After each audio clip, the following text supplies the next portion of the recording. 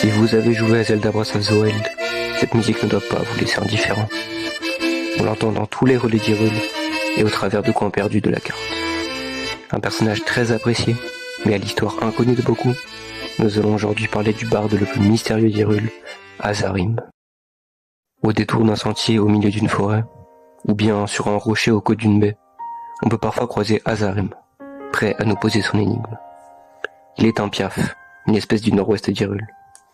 Il est marié à Kamaya et a 5 filles, aux couleurs de l'arc-en-ciel. On peut le rencontrer à travers toute la map, souvent pour nous chanter son énigme qui cache un sanctuaire. Il est aussi présent dans les relais, accompagné de son accordéon, pour nous rappeler l'histoire du grand fléau. Durant tout le jeu, il reste assez mystérieux sur son origine et celle de son maître. Il serait supposément un poète Sheikah de grand renom, au service de la famille royale. Cependant, lors de la sortie du DLC L'Eau de Prodige en décembre 2017, plus d'informations nous sont apportées. On l'accompagne chez les différents peuples pour finir le chant inachevé de son maître. À la fin du DLC, il nous chante sa dernière chanson, L'Eau de Prodige. Il nous raconte les derniers événements avant la bataille contre le fléau, et nous offre une photo de Link, entouré des autres prodiges et de la princesse.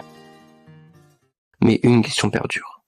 Où se trouve-t-il dans la suite, Zelda Tears of the Kingdom? Dans ce jeu, aucune trace, aucun indice n'est laissé par Nintendo.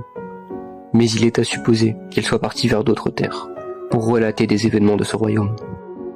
Beaucoup de fans ont regretté son absence, lui qui est un personnage très apprécié de la communauté Zelda, avec son côté à la fois mystérieux et réconfortant.